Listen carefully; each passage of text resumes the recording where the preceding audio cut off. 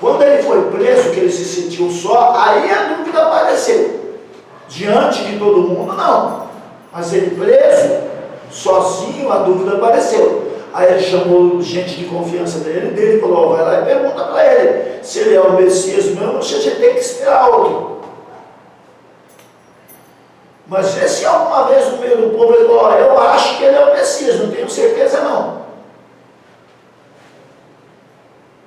Para te dizer a verdade, eu não sei nem quem eu sou. Não olha para mim não. Não olha para mim não, que eu não sei nem quem eu sou. Alguma vez João Batista disse isso? João Batista disse, não, eu sei quem eu sou direitinho, eu sou a voz do que clama no deserto. É o seguinte, se prepara aí, endireita o caminho. Não foi assim que funcionou o negócio? É assim que tem que funcionar com a gente também. É desse jeito que tem que funcionar. Tudo bem, minha gente? Vocês ficaram aborrecidos? Vocês ficaram aborrecidos porque eu mudei a aula? Não foi. Então deixa eu tentar terminar primeiro Reis, tá bom? Então vamos lá. Resumo de primeiro Reis. Mas eu ensinei primeiro Reis também, não ensinei? Então vamos lá. Resumo de primeiro Reis. O livro de primeiro Reis começa com Salomão e termina com Elias. A diferença entre os dois nos dá uma ideia do que aconteceu. Salomão nasceu de um escândalo real entre Davi e Betseba.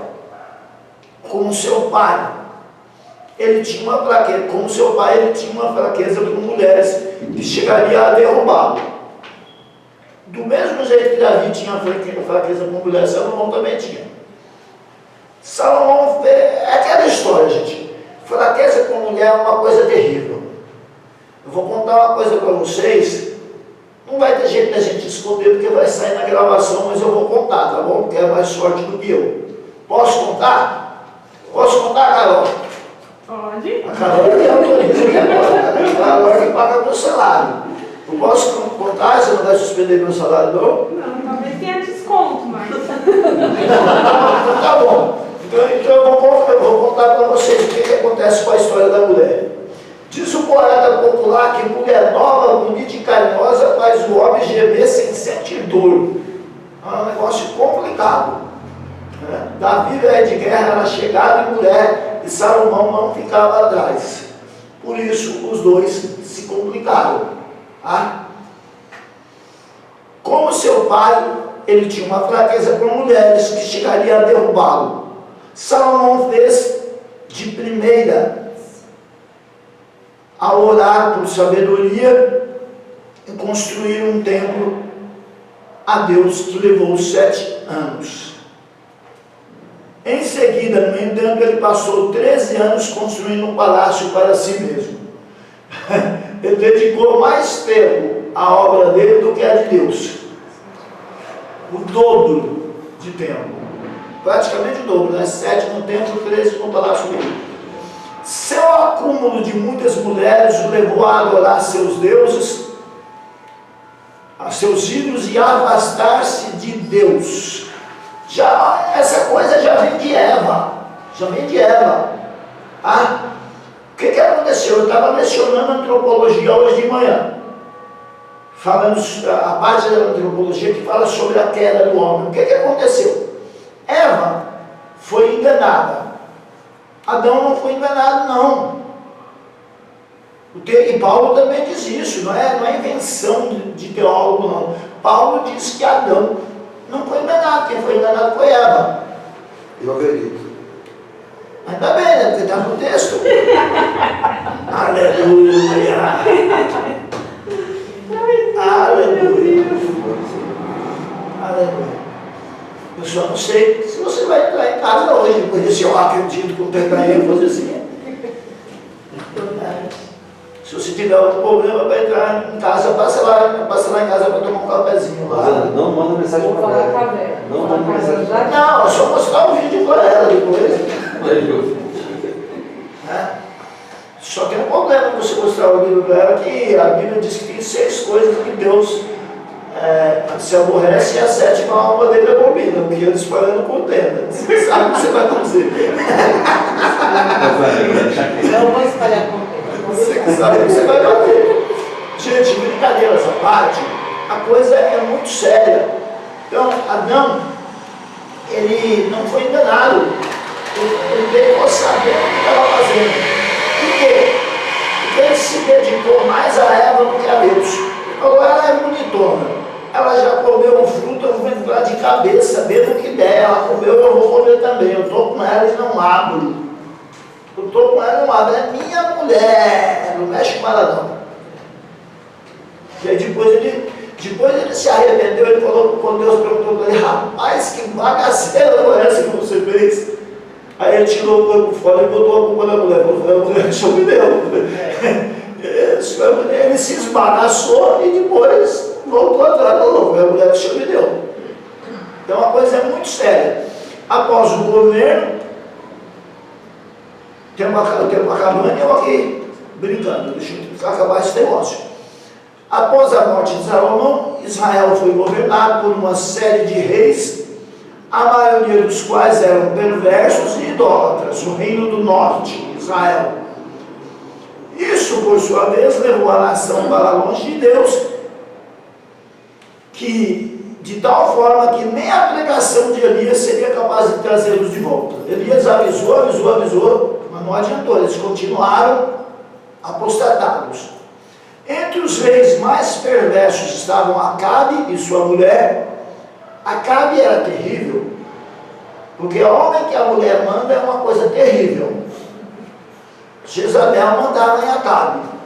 O homem que a mulher manda, você faz um negócio com ele, a mulher está lá no Japão, ela manda uma mensagem pelos lábios, pode desmanchar. O cara desmancha o negócio.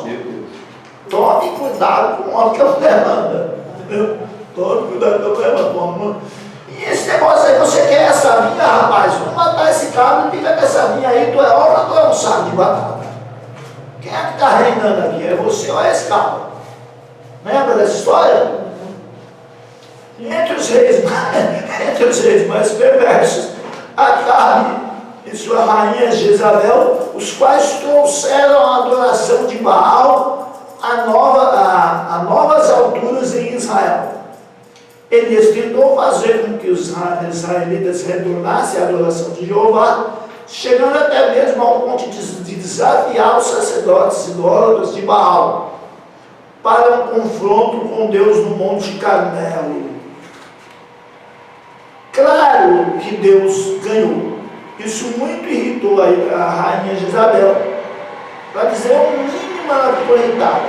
Ela ordenou a morte de Elias, por isso ele fugiu e se escondeu no deserto. Deprimido e exausto, ele disse, deixe-me morrer. Queria morrer. Mas Deus enviou alimentos e encorajamento ao profeta e sussurrou-lhe um cicio tranquilo e suave. Deve ser um silêncio tranquilo e suave, né? Salvando a vida no processo para trabalho futuro. O que esse livro prenuncia? O que primeiro Reis prenuncia? O templo em Jerusalém, onde o Espírito de Deus habita no Santo dos Santos, é um prenúncio dos seguidores de Cristo, em que o Espírito Santo reside desde o momento da nossa salvação. O Espírito Santo se manifestou naquele templo. Deus se manifestou naquele templo. Hoje Ele quer morar em nós. Hoje Ele quer se manifestar em nós. Eu tenho tanta coisa para falar para vocês sobre isso, mas o tempo já foi. Assim como era para os israelitas abandonar a idolatria, devemos também pôr de lado qualquer coisa que nos separa de Deus. Nós somos o seu povo, o templo do Deus vivo. Se eu sou o templo do Deus vivo, como é que eu vou dizer para o povo não olhar para mim? Não pode. Segundo Coríntios capítulo 6, versículo 16 nos diz: que ligação há entre o santuário de Deus e os ídolos? Porque Porque nós somos santuários do Deus vivente. Como Ele próprio disse, habitarei e andarei entre eles, e serei o seu povo, e eles serão o meu Deus. O profeta Elias foi precursor de Cristo e dos apóstolos do Novo Testamento. Deus permitiu que Elias fizesse coisas milagrosas a fim de provar que realmente um homem era um homem de Deus. Você está disposto a deixar Deus provar que você é um homem de Deus? Você está disposto? Ele ressuscitou dos mortos a viúva de Serepta, o filho da viúva de Serepta, causando-lhe a exclamar: nisto conheço, agora que tu és homem de Deus, e que a palavra do Senhor na tua boca é verdade.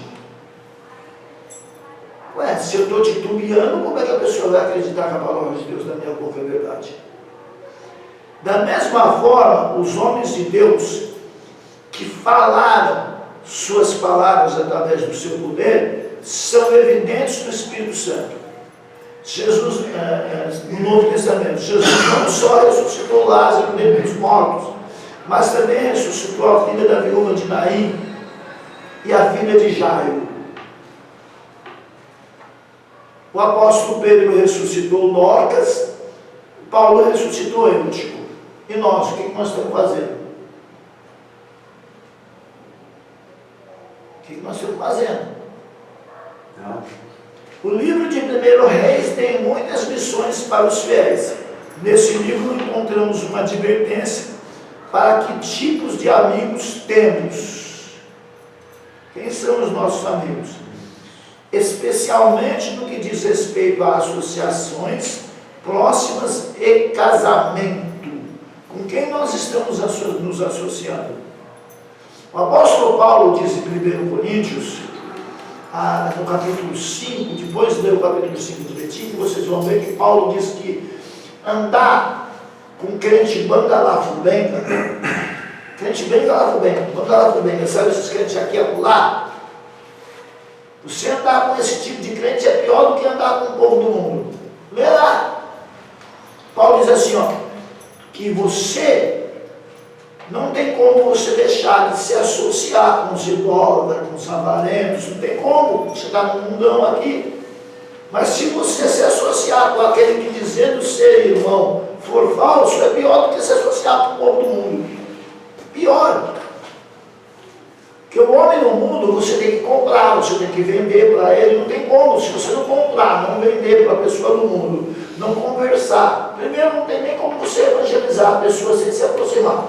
Segundo, como é que você vai viver? Como é que você vai saber se seu patrão é crente ou não é? Quando você vai pedir emprego, você já chega perguntando se ele é crente ou se não é? Então não tem como você não se associar com as pessoas do mundo. Agora tem como você não se associar com o falso crente. Porque o falso crente está dentro da igreja, você sabe que ele é falso crente, você conhece a vida dele e ainda assim se associa. Você vai se enrolar. Você vai se enrolar, pode ter certeza. Ou então Paulo se enganou quando ele escreveu 1 Coríntios capítulo 5. Como seguidores de Cristo, já vou parar, como seguidores de Cristo devemos ter muito cuidado sobre quem escolhemos como amigos, colegas de trabalho e cônjuges. Não vos enganeis, as más conversações corrompem os bons costumes. A experiência de Elias no deserto também nos ensina uma lição valiosa. Depois da sua vitória incrível sobre 450 profetas de Baal, no Monte Carmelo, sua alegria transformou-se em tristeza ao ser perseguido por Jezabel e ter que fugir para salvar sua vida. As experiências do topo da montanha frequentemente são seguidas por desilusão e pela depressão e desânimo que surgem. Às vezes você pode ter acabado de ter obtido uma grande vitória e passar por uma grande desilusão. E com vitória, com desilusão, você tem que permanecer na presença do Pai. Foi pregado isso ontem aqui, né? Lembra, João? Foi pregado isso ontem que o profeta enfrentou 450 profetas lá, né? De Baal. Venceu e por causa de uma questão numérica, né? Questão numérica. Por causa de uma, ele sentiu com medo, sentiu e Vamos fugiu. dar uma melhorada nisso. Refaz a conta que não foi 450 não, tá? Foi 850. A Carol já falou lá no fundo, né? Peraí, eu vi aqui. Carol já. Foi 450 profetas de Baal e 400 profetas de Azera. Então acompanhe o ministério dessa menina. Acompanhe o Aleluia. ministério dela, que vocês vão ver. É que eu falei só uma parte, cara. O Luiz é embaixo. Temos que estar atentos para esse tipo de experiência na vida cristã. No entanto, nosso Deus é fiel e nunca vai nos abandonar. Tá bom? Deixa eu perguntar uma coisa para vocês. Vocês ficaram aborrecidos porque eu desfiz um programa, que o programa é 2 livros por aula, né? Para dar certinho. Mas hoje nós falamos um livro só. Era primeiro e segundo eles, hoje nós falamos só o primeiro. Vocês ficaram aborrecidos? Não. Não. O que acontece? Eu tenho um plano de aula, tá? Mas um plano nem sempre ele está certo. O plano ele pode ser alterado, não pode? Pode. Foi o que aconteceu hoje. Hoje o plano foi alterado. Tá bom? Espero que a aula tenha sido útil para vocês. Tá? Eu quero pedir para vocês oração especial pela saúde da Carol. Tá bom? Vocês quando forem lá, orem por tudo que vocês precisam orar, mas orem especialmente pela saúde da Carol, porque Deus ama ela, nós também, e nós precisamos bastante da Carol com a gente. Tá? Orem também por mim, para que eu persevere na luta contra a enfermidade. Depende muito de mim. Não quebrar a dieta e não me distrair dos medicamentos. Não sei se vocês perceberam que hoje eu estou cheio do poder da insulina. Né? A minha barriguinha está até dormindo de tanto tomar insulina, porque o certo é tomar 3 vezes por dia. Eu estava tomando uma vez só. E aí, tomando uma vez só e ainda comendo pão, aí não funciona. Tá bom? Podemos ouvir uma voz feminina na oração? Que não seja da Carol, né? Porque quando pede para as meninas orar, tem sempre uma menina que grita, a Carol. Não aponta assim, porque quando você aponta assim, eu tenho 3 dedos apontando para você e para o céu. Aí ela mudou o jeito, olha. Ela mudou. Perto dela. Ela mudou. A esperteza está terrível. Vai orar, irmã Rosana? Amém. Vamos orar. Vamos orar. Passou uns minutinhos, irmãos, me perdoem. Amém. Senhor Deus, Pai querido, neste momento. Pai, tu és bendito, tu és todo-poderoso, tu és fiel e verdadeiro, amado, justo e tremendo. Por isso, meu Pai, em nome de Jesus Cristo, meu Deus de poder, meu Pai da glória, meu Deus eterno, nos abençoa, Pai. Em nome de Jesus Cristo, meu Deus. Meu Pai, meu Deus tremendo, nos abençoa, Pai. Em nome de Jesus. Amém. Glória a Deus. Carol.